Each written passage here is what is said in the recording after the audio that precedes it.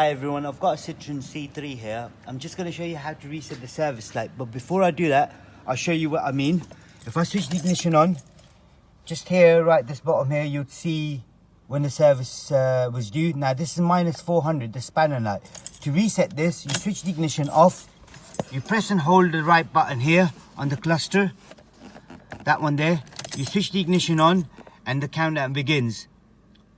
So when it gets to 0, it'll reset itself up. There we go. That's done. If I switch it off, the spanner light's gone already. Switch it back on. 12,000 miles now. That's all you got to do on your one. And any more information, please do let me know. Thanks for watching. Goodbye.